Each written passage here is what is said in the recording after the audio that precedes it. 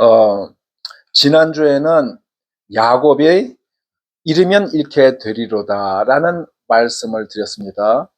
그 잃으면 잃게 되리로다는 사람들마다 참 도저히 내놓기가 아까운 것들이 있습니다. 어떤 사람은 뭐 회사가 있겠고, 어떤 사람은 재산이 있겠고, 어떤 사람은 자식이 있겠고, 다른 거는 다 내놔도 이거는 내놓지 못해. 그렇지만 하나님께서는 아브라함에게 이삭을 바쳐라. 아브라함은 밤새도록 한잠도 자지 못하고 새벽에 일찍 떠났습니다. 아브라함이 사라한테 얘기하면은 나는 바치려고 했는데 사라가 못하게 해서 못 바쳤습니다 하고 빠져나갈 길이 있었지만 사라한테 얘기 안 했어요. 새벽에 일찍 떠났다는 얘기는 자기가 작정을 했다는 얘기예요. 그리고 3일 길을 가는 동안에도 얼마든지 마음을 바꿀 시간이 있었습니다. 자기가 가면서도 참 갈등을 가지고 왔지만 끝내 3일 가서 그 다음에 이삭 위에다가 칼을 넣고 내치려고 할 때 하나님께서 됐다. 네가 하나님 앞에서 아들까지도 아끼지 않은 것을 봤다. 그 자리가 무슨 자리입니까? 2000년 후에 예수님께서 돌아가신 바로 그 자리라고 생각이 듭니다. 그러니까 하나님께서는 얼마나 큰 고통, 이 인류의 역사를 이루게 위해 가지고 사람한테도 너도 한번 느껴봐라고 그렇게 그런 마음에서 하신 것 같아요. 근데 그게 아브라함한테만 있었던 게 아니고 야곱한테도. 야곱이 세상에서 참 둘째가라면 섭섭할 만한 최고로 예쁜, 성경에 나온 사람 중에서 아마 제일 미녀였을 거예요. 그런 어머니 리브가 밑에서 77년을 살다가 그 다음에 자기 어머니의 아이디어지만 자기가 아버지를 속이고 형이 아버지의 곡하는 소리만 나오면 이놈 죽이겠다고 이러니까 엄마가 걱정이 돼서 우리 오빠 집에 좀 가 있어라. 며칠 돼서 형의 노가 풀리면은 보내겠다 이러는데 며칠은 무슨 며칠. 야곱이 거기 가가지고 딱 가서 처음 만난 사람이 라헬이었어요. 자기 엄마의 오빠의 딸. 첫눈에 반해가지고 자기 엄마 그 미네였던 엄마의 젊을 때의 모습 거기에 딱 꽂힌 거예요. 그래서 그때부터 이 야곱의 머릿속에는 라헬이 클로즈업되고 페이드 인 그리고 자기 연세 많으신 어머니는 페이드 아웃돼서 이제 잊어버려요. 그래서 자기 외삼촌이 한 달 동안 지내고 야곱이 참 일을 잘해요. 그러니까 야 네가 공으로만 일하겠느냐 내가 얼마를 줄까 품삯을 정해라 했더니 야곱이 내가 7년 동안 외삼촌에서 봉사할 테니까 라헬을 주십시오. 그거 라반이 정한 거 아니에요. 야곱이 정한 거예요. 그 야곱이 7년이라는 게 얼마나 귀한 소리냐면 야곱이 147세에 죽었는데 그때 하란 땅으로 갔을 때가 77세예요. 자기 중반이 넘었어요. 자기의 인생의 황금기가 지나가는데 7년 얼마나 귀한 시간입니까? 그래가지고 그 7년 해서 첫날 밤을 보내가 눈을 딱 떴더니 이게 누굽니까? 라헬이 아니고 그 언니 레아 아니에요. 자기가 원하던 사람이 아니에요. 그래가지고 화가 나가지고 저 외삼촌 라반한테 가가지고 그냥 막 저 화를 내니까 라반이 뭐 진짜인지 거짓말인지 모르겠지만 야 우리 마을에서는 언니가 먼저 가야지 동생이 먼저 가는 법이 없다. 그러니까 7년 더 일해. 그러면은 이 라헬도 주겠다. 그게 야곱이 얼마나 화가 나요. 자기가 라헬을 위해서 7년 봉사하겠다고 그랬지 7년을 레아로 값을 치고 또 다시 7년 더 하라면은 야곱이 화를 내고 싶은데 양심에 걸리는 게 있잖아요. 자기가 아버지를 갖다 속이고 축복 기도를 갖다 변장하고 가서 받았는데 그것 때문에 형이 펄썩펄썩 뛰면서 죽이겠다고 난리쳐서 여기 왔는데 자기도 아버지 속인 죄값을 여기서 받나 보다. 그리고 할 수 없이 그걸 받아들인 거예요. 그러니까 하나 사면 하나 공짜가 아니고 하나는 맞는데 하나는 덤태기로 14년을 봉사한 거예요. 그러니까 7년이 연애 기간이 7년. 그리고 나가지고 그 다음부터 7년 동안 레아와 라헬과 또 라헬의 아기를 못 낳으니까 내 종으로 해서 내 이름으로 아기 낳으라 해가지고 그래서 라헬의 종 비라.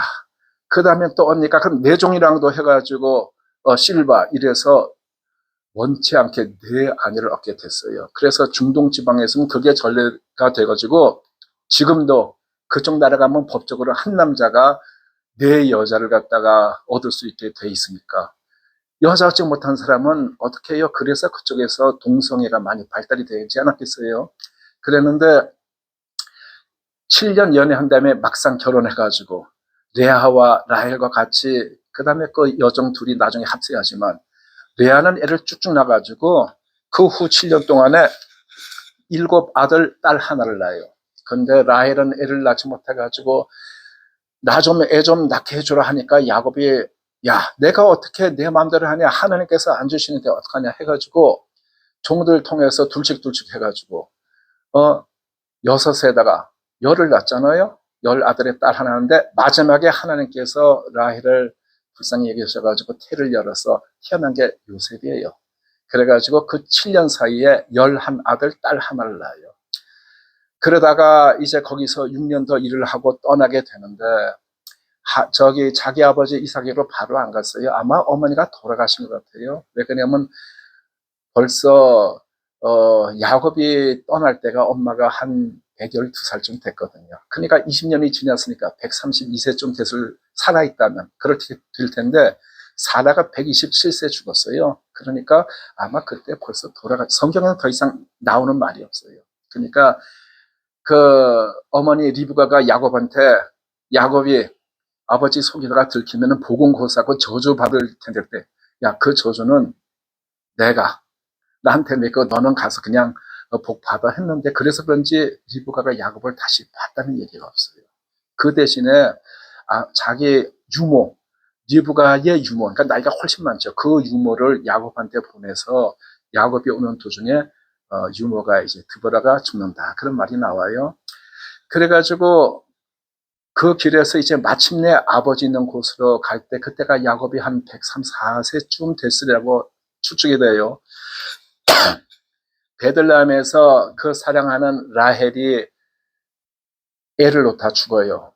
그래서 자기가 그렇게 갖고 싶었던 아들 첫째 요셉을 낳는데 또 둘째를 가니까 너무 좋았는데 죽게 되니까 죽으면 무슨 소용이 있어요. 그 애 이름을 베노니라고 부르고 죽었어요. 베노니는 슬픔의 아들이란 뜻입니다. 그랬더니 야곱이 다른 건 모르겠지만 죽고 살고 하는 게 그게 하나님께 달렸는데 야곱이 뭘 하겠어요 거기서. 그리고 그 전에 하나님도 많이 이렇게 자기가 체험도 있는데 하나님께 대놓고 화를 내겠어요. 원망을 하겠어요. 그걸 받아들이는 수밖에 없는 거예요. 그래서 그 애가 베냐민인데 걔를 놓으면서 엄마가 죽었어요. 그 바로 전에 낳았던 요셉이 한 티네이저쯤 들어갔을 때 요셉은 자기 엄마 대신에 그 베냐민을 갖다 자기가 맡아서 키우다시피 한 것 같아요. 다른 새 어머니가 있겠지만 자기가 항상 데리고 있었던 게 아닌가 싶어요. 그랬는데 야곱이 제일 총애하던 레아의 처음에 낳았던 그 아들 요셉이 죽었다는 거예요. 옷에 피 묻히고 와가지고 이게 누구 옷인지 보소서. 그러니까 형들이 노예상인한테 팔아먹고 나가지고 거기에다가 옷을 갖다가 겉옷에다가 양피 묻혀가지고 아버지한테 죽으니까 아버지가 까무러치지요. 자기는 라헬이랑 7년 동안 연애다 길러서 결혼 생활 20년밖에 안 했어요. 그러니까 20년 살다가 라헬을 내려보낼 때 참 너무 슬펐는데 그 라헬과의 사이에서 난 야곱이 아니죠 요셉이 죽었다고 하니까 그때 사람이 실성하고 뭐 많이 변하지 않았을까 싶어요. 이삭은 그때까지 살아있었는데 장님이고 뭘 해주겠어요. 자기 아들이 그 아들 때문에 속상해하는 걸 보고 위로를 조금 해줬겠죠. 야 인생이 다 그런 거야 뭐 그렇게 했겠죠. 그랬는데 그때부터 22년 후에 이 흉년에 이제 못 견뎌가지고 10 아들 내려간 거 그것까지가 지난주 제가 말씀드린 거예요. 요번에는 무슨 타이틀로 말씀드리냐면 하나님의 섭리를 인정하는 요셉. 그때 요셉이 애굽에 총리로 있었는데 그 형들은 쌀을 살려고 갔을 때 총리한테 감히 얼굴을 어떻게 쳐다봤겠어요. 거기서 절 꺼벅하니까 요셉이 내가 옛날에 꾼 꿈 생각난다 했겠죠. 근데 요셉이 아버지는 안녕하시냐. 근데 니네 이렇게 10명이 우르르는데 장정 10명, 한 이제 40대 초반쯤 된 사람들. 그러니까 너희 정탐권 아니냐, 간첩 아니냐 그 얘기. 그랬더니 그거 변명하려고 우리는 아버지의 어쩌고 저쩌고, 막내는 아버지와 함께 있고 하나는 없었지. 그러니까 요셉이 그래? 너희들 말이 거짓말인지 아닌지 막내 데리고 와. 그럼 내가 믿어줄게. 그래가지고 처음에는 하나만 보내려고 하다가 다가 하나만 남고, 그래서 인질로 잡힌 게 시몬이 인질로 잡혔잖아요. 그래서 10사람이 다 가가지고 아버지한테 얘기했더니 아버지가 왜 동생 얘기했냐, 응? 왜 나를 그렇게 힘들게 하냐. 그랬는데 누가 알고 그랬나요? 그럴 줄 알았으면 얘기 안 했죠. 이제 그 형제들이 그렇게 얘기를 했는데 양식이 떨어져 가니까 아버지가 가서 양식 또 사오라 했더니 안 돼요. 그 사람이 동생을 데리고 오지 않으면 우리 얼굴 보지 못한다고 그래서요. 그래서 아버지가 자기 마지막까지 감춰뒀던 거. 라헬도 죽었지, 요셉도 죽었지, 베냐민 하나. 그래가지고 베냐민은 아들이 무지 많아요. 아버지가 그래도 흔적을 남기려고 아내들을 많이 붙였는데 아들이 10이나 돼요. 다른 형제들은 그렇게 많지 않아요. 나중에 애고 이민 갈 때 보면 그때가 이제 잠시 후에 이민을 가요. 그런데 그런 애를 갖다가 야곱이 다 굶어 죽게 생겼으니까 내가 잃게 되면 지난주에 그 제목이 잃으면 잃게 되리로다. 잃으면 잃게 되리로다. 자기 다 내놓은 거예요. 아브라함이 이삭을 갖다가 하나님 앞에서 내려놓듯이 그 다음에 야곱도 자기의 마지막 남은 거 베냐민 잃으면 잃게 되리로다. 그게 지난주에 설교 제목이었어요. 그랬는데 그때 베냐민은 데꼬라고 그랬으니까 고민이지, 시몬은 인질로 잡혔지, 그것 두 개만의 문제가 아니고, 지난주에는 말씀을 안 드렸지만 이 10형제 중에서 시몬 하나 잡히고 9형제가 돌아갈 때에 그 자루에 곡식자루 갖다 곡식을 빡빡 채워줬는데 그 속에다가 곡식 사러 돈을 다 넣어줬어요. 그러니까 문제가 3개였는데 지금 베냐민 데리고 가면 이제 문제 하나 풀리죠. 그 다음 자기네가 갔으니까 이제 시몬이 풀려나죠. 근데 그 돈은 어떻게 변명을 하겠어요? 아니 자기네들이 그때 곡식 가져오면서 여관에 와서 그냥 자루를 갖다가 짐승들한테 곡식을 주려고, 먹이를 좀 주려고 잘 풀었더니 거기 돈이 다 있는데 이거 돈 훔쳐갔다는 누명을 쓸 것 같아가지고 이제 무거운 마음으로 간 거예요. 다 가서 요셉이 딱 보니까 그게 베냐민이 있는 거예요. 이놈들 말하던 대로 막내 데리고 온 거예요. 뭐 다 컸으니까, 어릴 때니까 베냐민이라고 하니까 하나가 더 있으니까 알았지 그걸 그냥은 못 알아보죠. 자기가 아주 꼬마 때 그때 헤어졌는데 22년이나 흘렀는데. 그래가지고 그러니까 청지기한테 말해가지고 야 우리 집에 잔치 열어. 저 짐승 잡아. 흉년에 짐승 잡는 거 참 쉬운 거 아니에요? 흉년에 사람 먹을 것도 없어서 짐승은 벌써 웬만한 거 다 잡아먹었을 때 짐승도 잡아라. 특별한 그 잔치예요. 그래가지고 청지기가 딱 요셉 집으로 초청을 해가지고 가니까 이 사람들이 가자마자 청지기한테 그냥 야 이 사람들이 돈 때문에 우리 오라 그래가지고 탁 체포해서 가두려고 보다 이제 절절 걱정하면서 청지기한테 지난번에 우리 자료를 풀어보니까 돈이 다 그대로 들어있는데 그거 절대 우리가 훔친 거 아니에요. 우리 잘못한 거 아니고 우리는 어쩌니까 청지기가 그거 걱정하지 마. 그 돈은 하나님께서 주신 걸 거야. 우리는 우리 다 받았어. 걱정하지 마. 이래서 이제 안심하고 들어갔어요. 그래서 자료를 다 딱 앉히는데 순서대로 루벤, 시몬, 그 다음에 레위, 유다 이러면서 순서대로 쫙 앉힌 거예요. 그러니까 이 사람들이 거참 이상하네. 아니 어떻게 이렇게 알 수 있지? 그게 4,000년 전 얘기예요. 그때 사람한테 뭐 확률이나 뭐 이런 거가 발달이 안 됐겠죠. 지금 만약에 우리가 그런 데 갔으면은 11명에 딱 앉아있다. 11 팩토리야. 4천만이에요. 4천만. 4천만의 경우의 수. 그러니까 확률이 4천만 분의 1이라는 거예요. 그러면은 그 베냐민은 좀 어리니까 베냐민 하나 확실하니까 빼고 나머지 10명이면 10 팩토리야. 그게 360만이에요. 그러면은 나이 든 사람에서 어린 사람 순으로 하는 거나 어린 사람에서 나이 든 사람은 순으로 하는 거나 그 순서는 똑같으니까 그 두 개를 감안하면은 320만에서 반으로 줄여도 180만 분의 1이에요. 그런데 뭐 이 직업마다 분야마다 뭐 다 좀 다르겠지만 의사들이 대략 그러니까 의학계에서는 5% 이내라는 것을 우연이 아니라고 생각해요. 일반적으로 5%보다 작다면 아 이거는 우연이 아니다. 그러면 5%는 얼마냐면 20분의 1이에요. 공학에서는 뭐 다 다르겠지만 대략 2% 이하는 이거는 우연이라고 보기 힘들다. 그렇게 생각해요. 그게 50분의 1이에요. 근데 지금 요 앉아있는 순서를 갖다가 베냐민을 빼고 10명만 카운트해도 그 순서 저 앞뒤 뒤앞 이거 뭐 서로 그거 둘로 나눠도 180만 불이에요.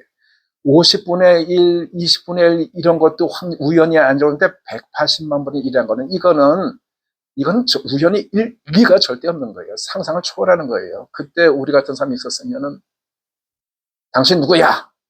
뭐 청래대선 누구십니까?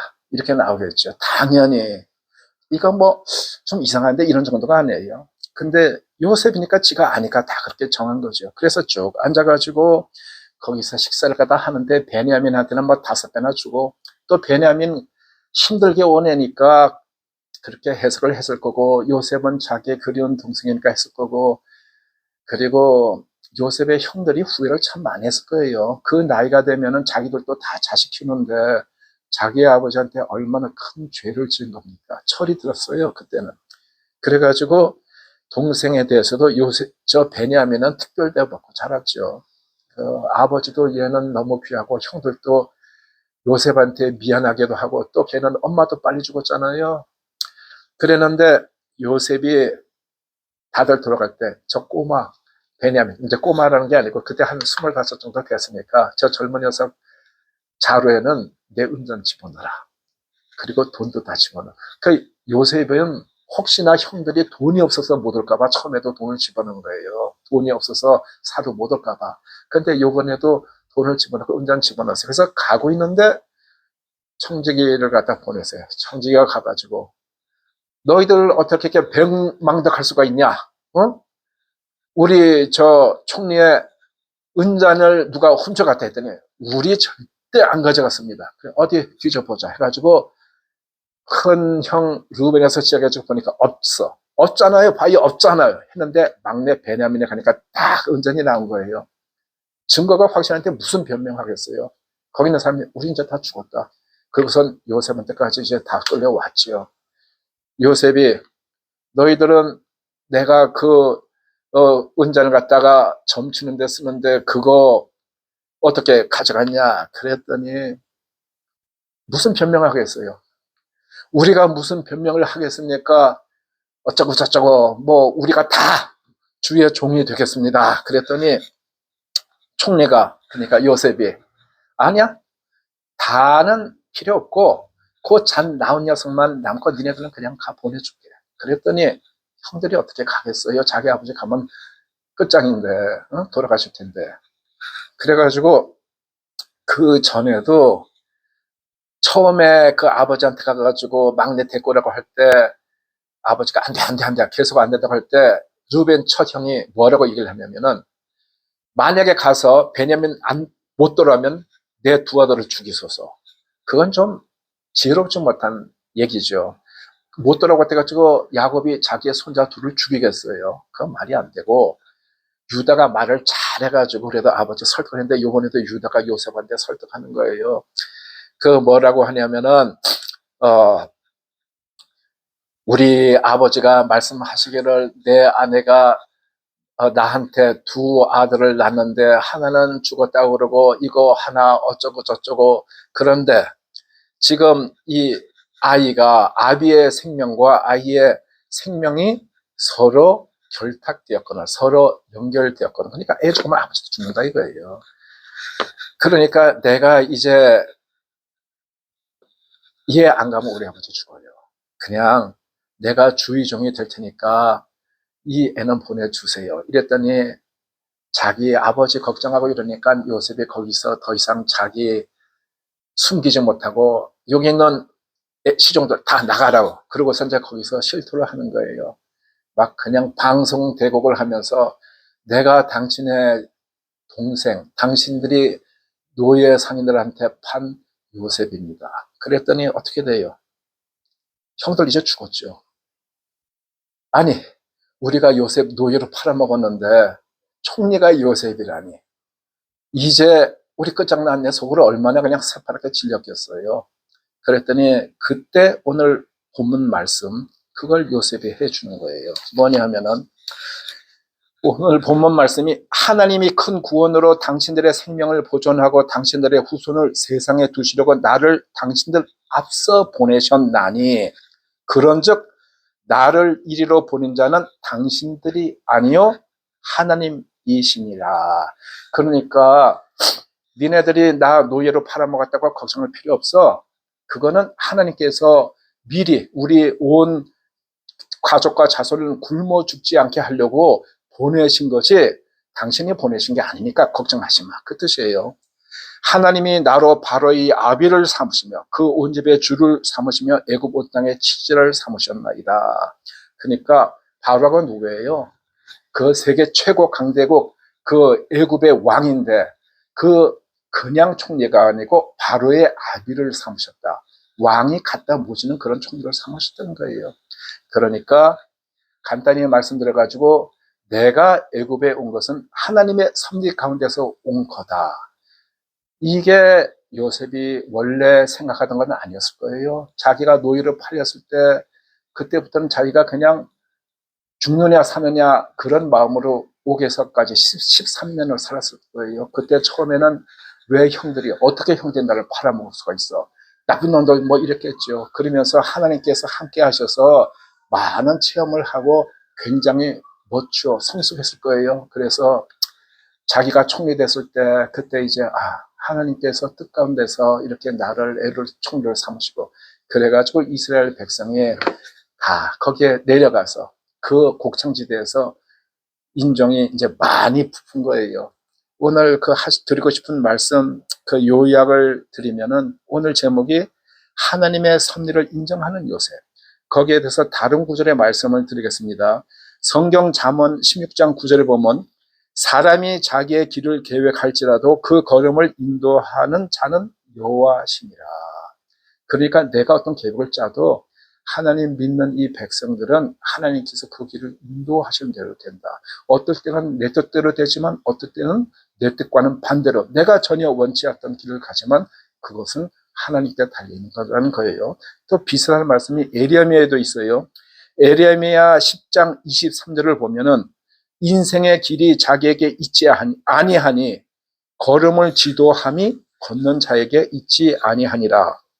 무슨 말씀이냐 하면은 걸음마를 시키는데 그 인생길 걸음마하는 아이에게 그 인생길이 있는 것이 아니고 그 애를 이끄는 엄마가 이끄는 대로 아이가 가듯이 하나님께서 이끄시는 대로 우리 인생이 달려있다는 거예요. 그러니까 지금 우리가 이 자리에 와 있는 거는 하나님의 뜻 가운데서 하나님의 섭리로 와 있는 것이기 때문에 뒤 돌아볼 것도 없고 원망할 것도 없어요.